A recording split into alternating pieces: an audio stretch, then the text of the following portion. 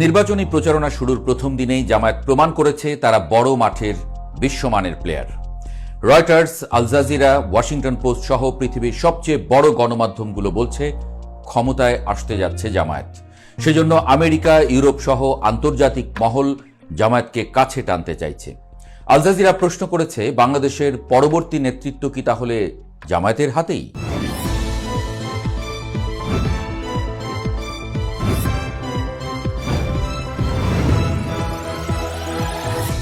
বাংলাদেশের নির্বাচনের আনুষ্ঠানিক প্রচারণা শুরু হয়ে গেছে। এরই মধ্যে নির্বাচনে অংশ নিচ্ছে 51টি দল, স্বতন্ত্র সহ মোট প্রার্থী সংখ্যা 1981 জন।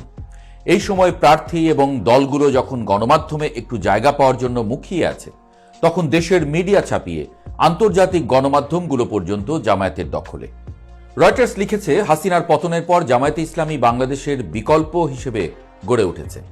দুর্নীতি বিরোধী ইমেজ, কল্যাণমূলক কার্যক্রম এবং জেনজিদের পালস বুঝতে পারার কারণে জরিপগুলোতে জামায়াতকে সবচেয়ে বেশি জনপ্রিয় দল হিসেবে দেখা যাচ্ছে। একই ধরনের কথা বলছে আল জাজিরাও। তারা বলছে, জামায়াত নিজেদেরকে মধ্যপন্থী ইসলামী দল হিসেবে তুলে ধরেছে, সংবিধান মেনে সংস্কারের প্রতিশ্রুতি দিচ্ছে এবং সংখ্যালঘু প্রার্থীও দিয়েছে।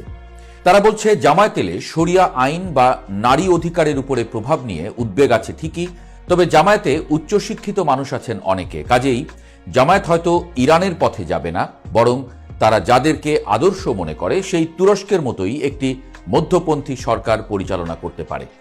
তবে সবচেয়ে বিস্ময়কর খবর দিয়েছে মার্কিন গণমাধ্যম দ্য ওয়াশিংটন পোস্ট। ঢাকায় নিযুক্ত এক মার্কিন কূটনীতিকের অডিও বার্তা প্রকাশ করে পত্রিকাটি বলছে, মার্কিন প্রেসিডেন্ট ডোনাল্ড ট্রাম্পের সরকার জামায়াতে ইসলামীর সাথে বন্ধুত্বপূর্ণ সম্পর্ক করতে চান। Our position is with regard to Jamaat. We're going to talk to Jamaat. We're going to talk to FSI. We're going to talk to Islami Entity. We want them to be our friends. We want you to pick up the phone and say. কারণ তারা মনে করেন আগামী 12 ফেব্রুয়ারির নির্বাচনে জিতে ক্ষমতায় যেতে পারে জামায়াত। একই সাথে তারা বলছে, জামায়াত বাংলাদেশে ক্ষমতায় গেলে দেশে শরিয়া আইন চালু হবে না, কারণ তেমন হলে মার্কিন চাপে পড়বে দেশটি। আন্তর্জাতিক গণমাধ্যমগুলো অবশ্য বলছে, জামায়াত চাইলেও অবশ্য শরিয়া আইন চালু করতে পারবে না, কারণ সম্ভবত সংবিধান পরিবর্তন করার মতো সংখ্যাগরিষ্ঠতা পাবে না দলটি। একটা বিষয় পরিষ্কার, আন্তর্জাতিক গণমাধ্যমগুলো মোটামুটি নিশ্চিত জামায়াতই বাংলাদেশের ক্ষমতায় আসতে চলেছে, কিন্তু তারা এখানে একটা বিশেষ সতর্কতার কথাও বলেছে।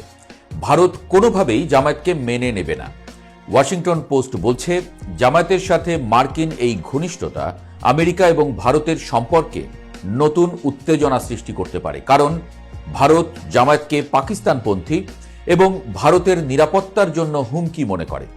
এই কারণে যে কোনো প্রক্রিয়াতেই জামায়াতের ক্ষমতায় আসা ঠেকাতে চাইবে ভারত। ঠিক এই জায়গাতেই ভারতের সাথে আমেরিকার বিরোধ। আওয়ামী লীগকে হটিয়ে অনির্বাচিত সরকারের ক্ষমতায় আসা এবং বাংলাদেশে ভারতের অপছন্দের সরকার ক্ষমতায় বসার ঘটনা এবারই প্রথম নয়। ঐতিহাসিক রেকর্ড বলছে, এর আগেও যখন এই ধরনের ঘটনা ঘটেছে তখনও ভারত নানা পদক্ষেপ নেওয়ার চেষ্টা করেছে, যার মধ্যে সামরিক পদক্ষেপও ছিল, কিন্তু প্রতিবারই ভারতের প্রচেষ্টার গলার কাঁটা হয়ে দাঁড়িয়েছে আমেরিকা। ঠান্ডা লড়াইয়ের দিনগুলোতে আমেরিকার সিআইএ এবং ভারতের রয়ের তৎপরতায় বাংলাদেশে আমেরিকা বা ভারত বিরোধী কোনো সরকার বেশি দিন টিকে থাকতে পারেনি। তাদের সবাইকেই করুণ পরিণতি ভোগ করতে হয়েছে। জামায়াত রাজনৈতিকভাবে এত বোকা নয় যে তারা এসব বিষয় আঁচ করতে পারছে না। ভারত এরই মধ্যে বাংলাদেশ থেকে তার সব কূটনীতিকের পরিবারের সদস্যদেরকে ভারতে ফেরত পাঠিয়েছে। অন্যদিকে জামায়াতও প্রতিটি উপজেলায় কমিটি করে সহিংসতা প্রতিরোধে নিজেদের প্রস্তুতি নিয়ে রেখেছে। প্রশ্ন হলো, কি ঘটতে যাচ্ছে? উত্তরটাও সহজ, আমরা জানি না। তবে আমরা খানিকটা ইতিহাসের রেকর্ড ঘাঁটতে পারি। 1975 সালের 15ই আগস্ট বঙ্গবন্ধু শেখ মুজিবুর রহমানকে সপরিবারে হত্যা করা হয়। তার পরম্পরায় 1975 সালের নভেম্বরে বাংলাদেশে সামরিক পদক্ষেপের পরিকল্পনা করে ভারত।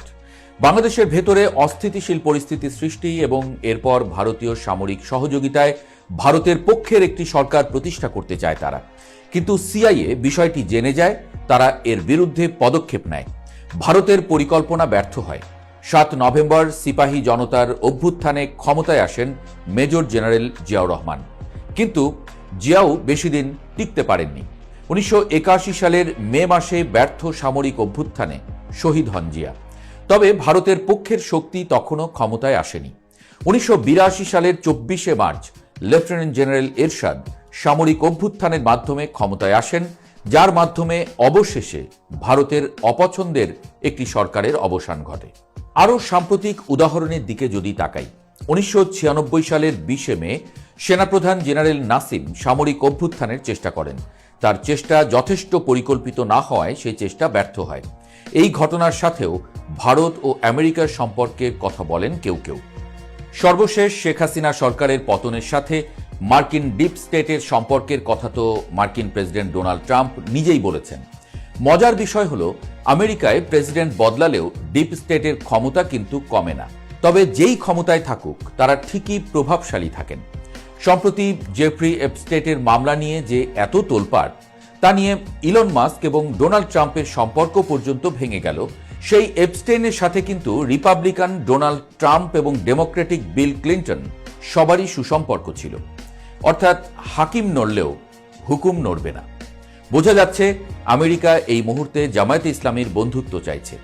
জামায়াতের সাথে আমেরিকার কি স্বার্থ, জামায়াত ক্ষমতায় গেলে আমেরিকার কি লাভ, তা কিছুটা বিশ্লেষণ করেছে ওয়াশিংটন পোস্ট। তারা বলছে এর পেছনে মূলত প্র্যাগম্যাটিক কূটনৈতিক স্বার্থ কাজ করছে। অর্থাৎ জামায়াতকে চাপে রাখা সবচেয়ে সহজ হবে।